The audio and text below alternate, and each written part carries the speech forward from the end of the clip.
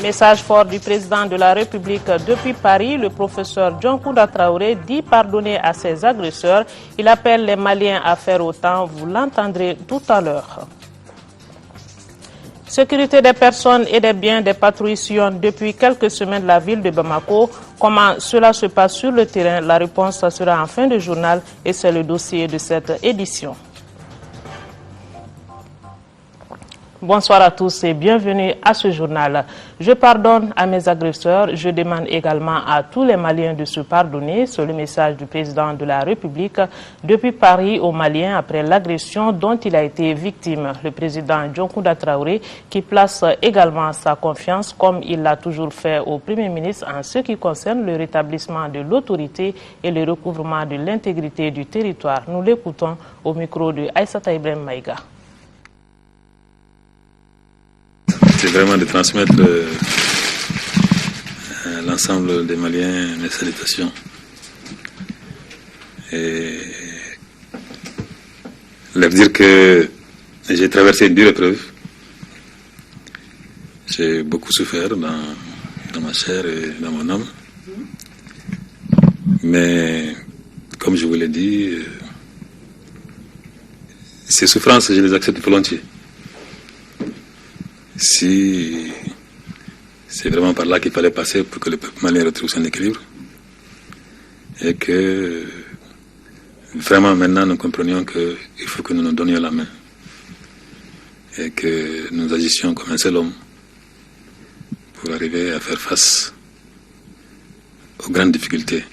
La situation est difficile, hein? Il ne faut pas se le cacher, mais elle n'est pas désespérée. Et je suis certain que les Maliennes et les Maliens sont capables de trouver en eux les ressorts nécessaires pour se sortir de cette crise. Vraiment, ce sont les paroles que je voulais dire. Je voudrais ajouter aussi que je ne ressens aucune rancœur. Je ne ressens aucune amertume. Ceux qui m'ont agressé, je suis certain que la plupart d'entre eux ne savaient même pas ce qu'ils faisaient. Donc, en ce qui me concerne personnellement, je leur pardonne. Je leur pardonne. Et je demande à chaque Malien et à chaque Malien de pardonner à son voisin, de pardonner à son prochain, de pardonner à son compatriote. C'est de cela que nous avons besoin aujourd'hui. Nous avons besoin de solidarité. Tout le reste, c'est du vent. Et je formule les vœux les meilleurs pour ce pays que nous aimons tant, pour ce Mali que nous voulons sauver. Et je demande au Tout-Puissant d'aider le peuple malien et de veiller sur le Mali. Voilà, Monsieur le Premier ministre, le message que je vous demande de transmettre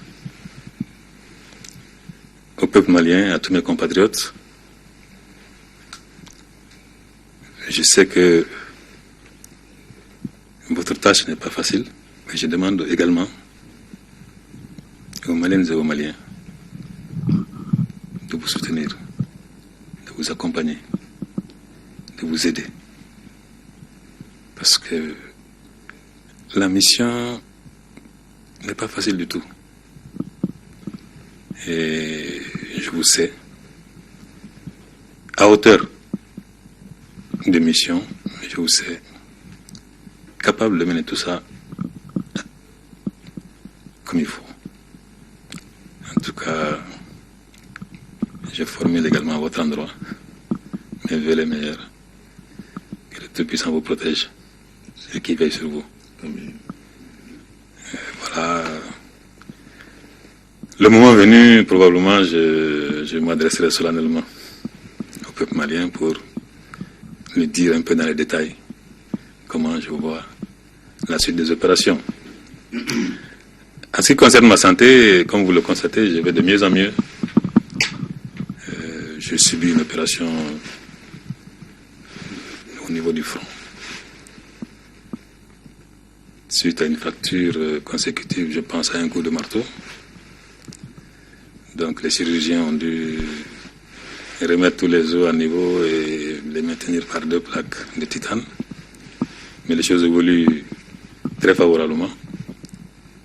Et dans l'ensemble, il y a beaucoup de contusions, beaucoup de déchirures musculaires, mais il n'y a rien de vital qui soit atteint. Et la semaine prochaine, je vais commencer mes examens cardiologiques. Mais je pense que,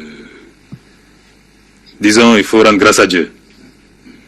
Il faut rendre grâce à Dieu et je crois que dans un délai pas trop prolongé, je pourrai refouler à nouveau la terre du Mali, que j'aime tant.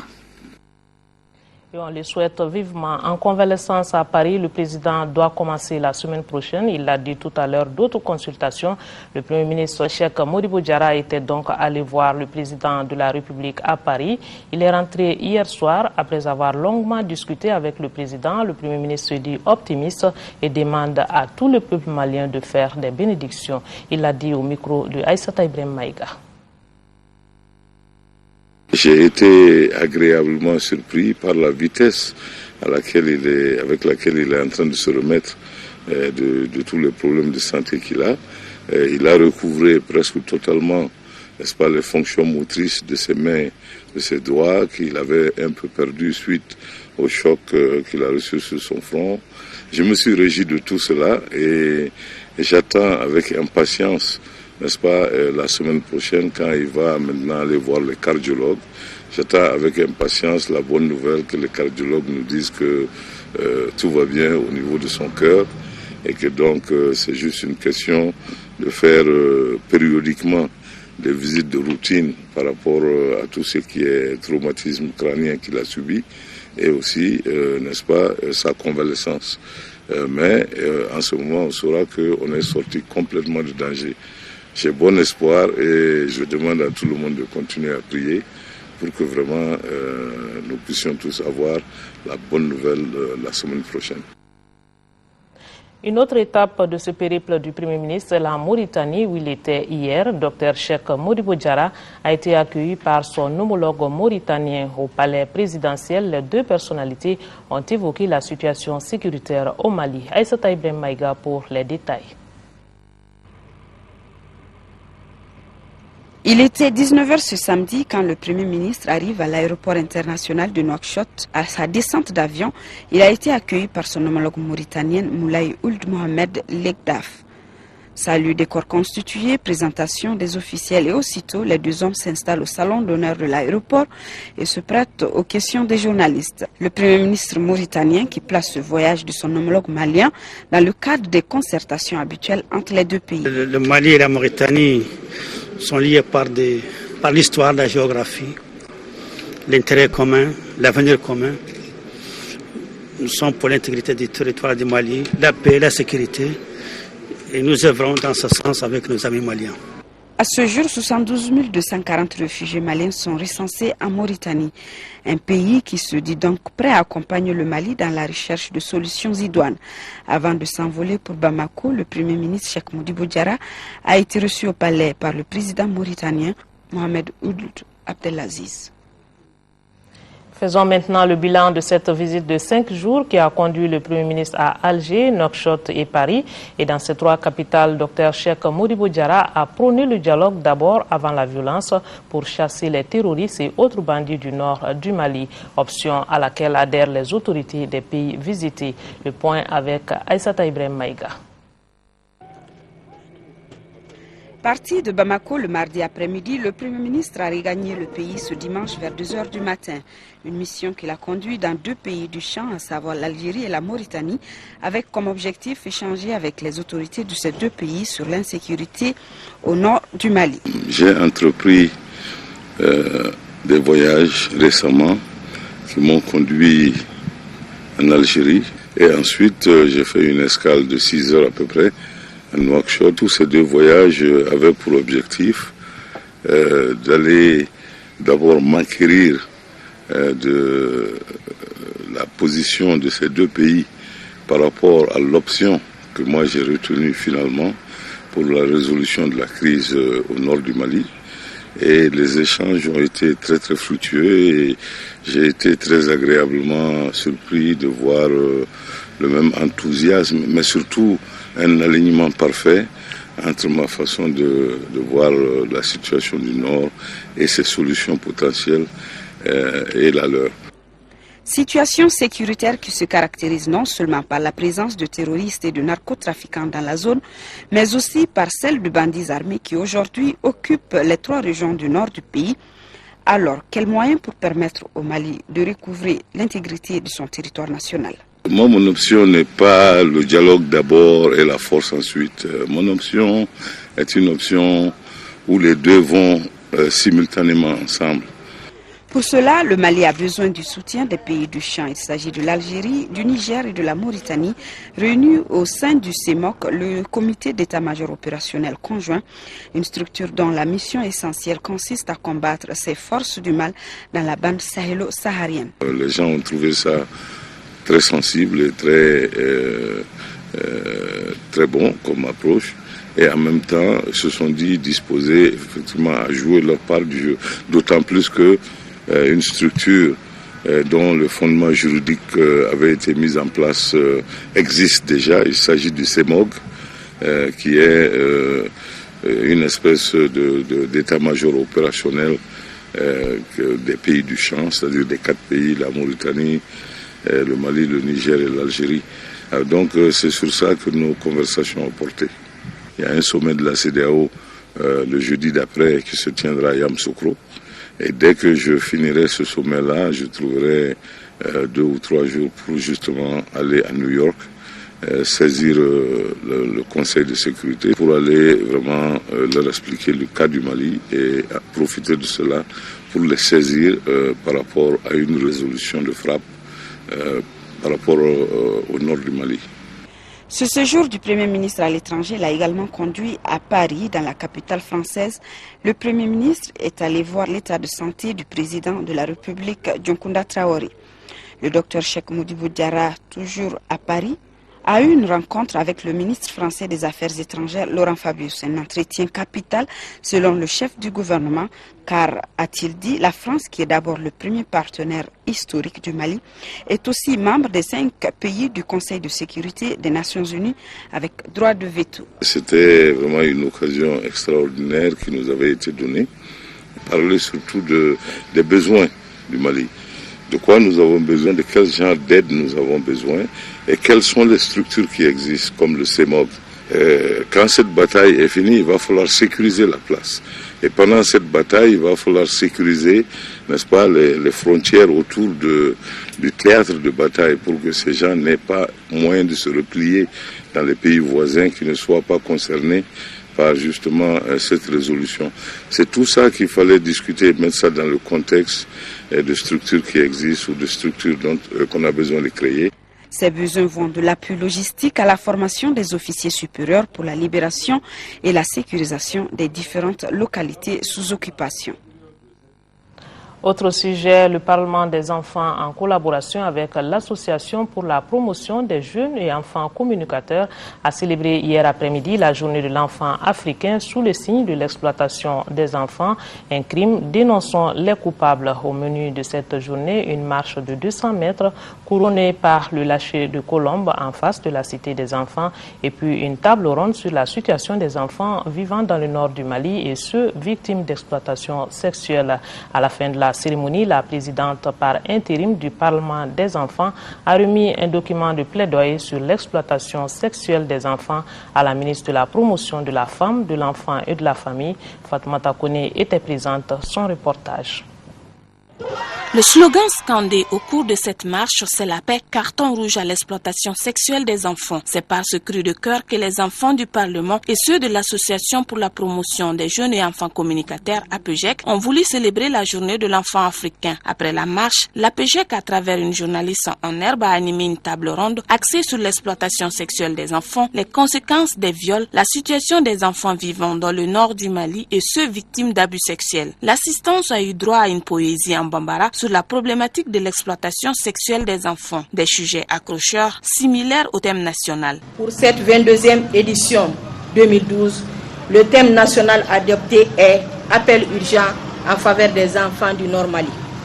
Ce présent thème nous interpelle tous, car non seulement il va de l'avenir de tous les enfants, mais aussi du devenir de toute une nation. La présidente du Parlement des enfants par intérim a remis un document de plaidoyer sur la situation des enfants victimes de viol. À travers ce document, les enfants recommandent le renforcement de l'application et de l'exécution des lois protégeant les enfants, l'harmonisation de la législation nationale avec des instruments juridiques internationaux ratifiés par le Mali, entre autres. Des recommandations qui ne laissent pas les autorités indifférentes. J'ai reçu les mémorandums.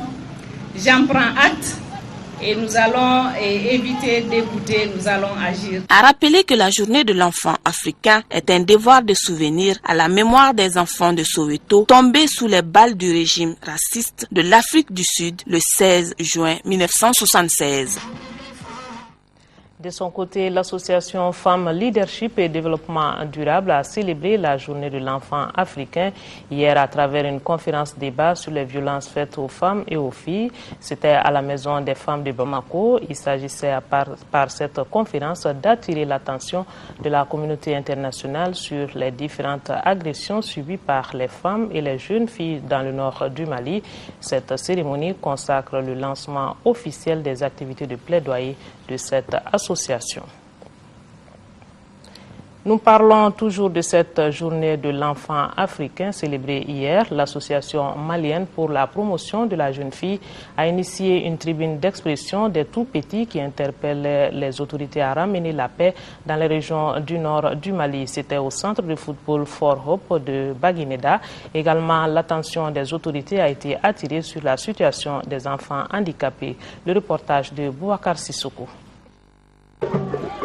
Le centre de football Fort Hope de Baguineda a célébré la journée de l'enfant africain pour la deuxième fois consécutive. Le 16 juin est la journée de souvenir du massacre des enfants de Soweto en Afrique du Sud en 1976. Tout ce qui peut être fait pour améliorer les conditions des enfants aura donc le soutien de l'ambassade de l'Afrique du Sud. Une occasion pour les responsables de l'association malienne pour la promotion de la jeune fille de jeter un regard sur la situation des enfants des régions du nord du Mali, principalement ceux en situation de handicap.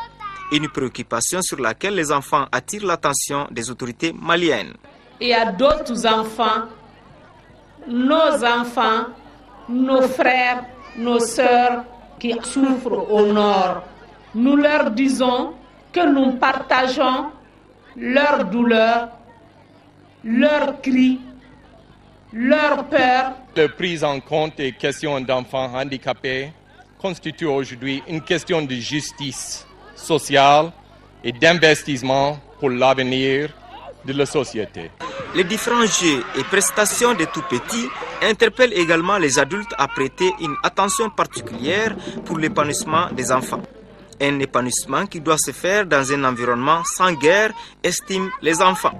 Sans paix, le développement est compromis. C'est pourquoi les enfants ont remis au chef de cabinet du ministère de la Famille, de la Promotion de la Femme et de l'Enfant des messages. Messages relatifs à la paix et à la sécurité. L'occasion nous est donc donnée, au-delà de cette journée, de suivre avec un grand intérêt l'ensemble des initiatives et des activités de prévention et de prise en charge des enfants vulnérables, notamment les enfants du Nord. La journée de ce 16 juin a été marquée par des rencontres de football et de sketchs. Ces sketchs traitent de la paix dans le nord du Mali. Il est à rappeler que le thème national de cette année, consacré à la journée de l'enfant africain, est « Appel d'urgence en faveur des enfants du Nord ». Après les enfants, les mamans, session de formation des femmes en technique de fabrication de savon liquide. Ça se passe à Djikoroni-Para et c'est une initiative de l'église évangélique La Chapelle des Vainqueurs. Cette première étape du projet vise à former 250 femmes de la capitale. Il s'agit donc d'aider ces femmes à travers cette activité génératrice de revenus à subvenir à leurs besoins quotidiens. Fadem Bakita nous explique. Ces chants et prières dirigés par le pasteur John Igbogbo à l'église La Chapelle des Vainqueurs implorent le Seigneur Jésus-Christ pour la réussite du projet de fabrication de savon liquide. Ce projet de formation de 250 femmes initiées par cette confession religieuse chrétienne doit permettre aux participantes de tirer profit de cette activité génératrice de revenus. Yes, they go because I observe that many have been begging. You know, as a pastor here, many have come to meet me. They don't have food to eat. Et que c'est un système qu'au moins il faut appuyer les femmes pour qu'elles-mêmes fassent aider les familles aussi. Selon la formatrice, un investissement de 3 000 francs CFA suffit pour avoir 18 litres de savon liquide. Vendu à 500 francs le litre, la productrice gagne 6 000 francs CFA de bénéfices. Pour commencer la fabrication du savon, on met et puis inclure des pâtes. Et puis on met 18 litres d'eau pour fabriquer ça. Après la finition, on va faire le parfait, les couleurs. Pour les participantes, ce projet est une aubaine. On vient de nous apprendre tout de suite 1,5 kg du sel et 1 litre d'eau. Et tu mélanges avec pâte.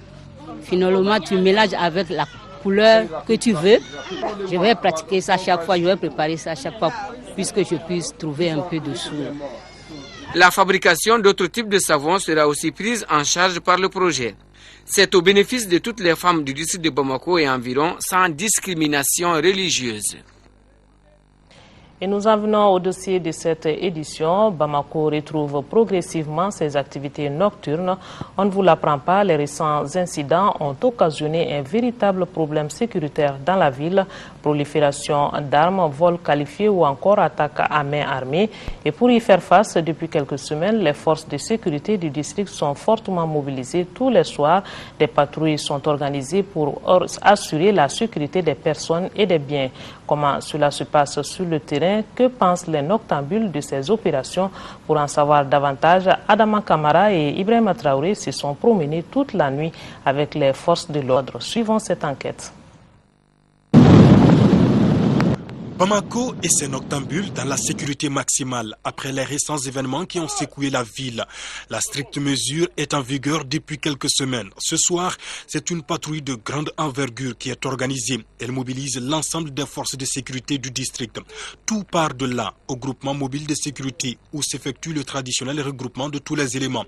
Comme d'habitude, la hiérarchie donne les dernières consignes aux hommes.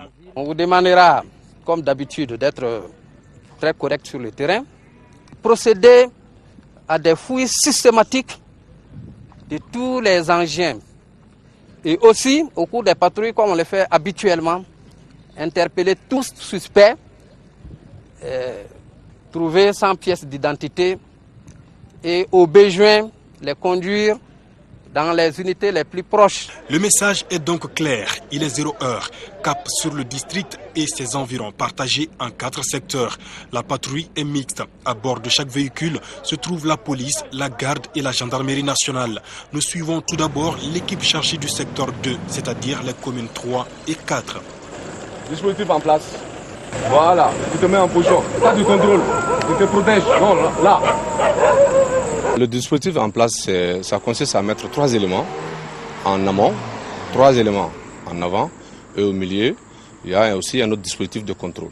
Donc en amont, on vous fait le signalement pour dire que attention, il y a les forces de l'ordre de sécurité. Donc l'usager commence à ralentir et juste au niveau du milieu, il s'arrête et juste un élément se détache pour le saluer, dire que les forces de l'ordre en contrôle, la police, la gendarmerie, la garde.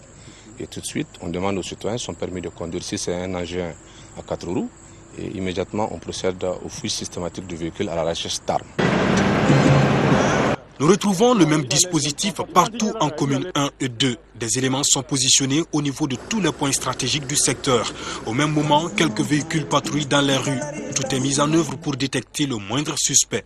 Les difficultés que nous rencontrons souvent sont liées peut-être à la compréhension même des individus que nous interpellons, puisque vous savez que depuis un certain temps, il y a des gens qui se croient tout permis.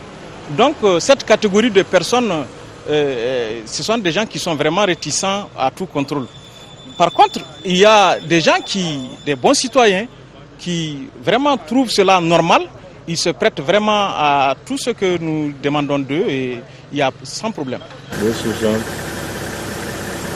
La nuit avance, le contrôle se durcit également dans les secteurs 3 et 4, en communes 5 et 6 sur la rive droite. Les voitures sont fouillées après vérification des documents. Des motos sont réquisitionnées faute de vignettes.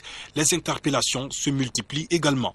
Et nous avons pris 3 jeunes à Sénou qui étaient en possession d'une paire de cisailles, un grand couteau, beaucoup d'autres objets pouvant penser qu'ils sortaient pour commettre un cambriolage. Présentement, nous les avons interpellés et conduits au commissariat du Trésor en ce moment. On voit qu'il y a de l'impact sur les populations qui sont de plus en plus enclins à coopérer avec les forces de sécurité, surtout à l'occasion des opérations de la sorte. Même si tout n'est pas encore rose, les noctambules estiment que ces opérations rassurent de plus en plus la population. On est vraiment d'accord, on est conscient. C'est pour ça qu'on s'est arrêté normalement, on a coopéré. Il n'y a pas eu de problème. Si tu as tes papiers, il n'y a pas de souci. Je crois que c'est toujours bien de faire ça, parce qu'on voit qu'il y a beaucoup d'insécurité en ville maintenant. Nous-mêmes, les jeunes s'en rendent compte. Donc je trouve que c'est toujours bien. Cette patrouille, moi je suis très content de ça et je suis fier de ça et je les encourage qu'ils continuent avec ça. Que les uns et les autres acceptent d'être contrôlés à tout moment parce qu'à l'ère où on est vraiment, moi personnellement je sais qu'il y a beaucoup de choses qui sont en circulation, à savoir les armes. Personne ne maîtrise la situation. Si de telles initiatives sont prises et qu'il y ait de l'accompagnement surtout, ça nous rassure, nous les noctambules. Cette nuit, les bandits de grand chemin semblent avertis.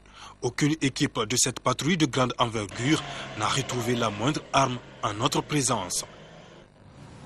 Et c'est tant mieux, on va rappeler que les patrouilles se poursuivent malgré la pluie de ce soir sur Bamako et cela va de l'intérêt de tous. Merci de nous avoir prêté attention.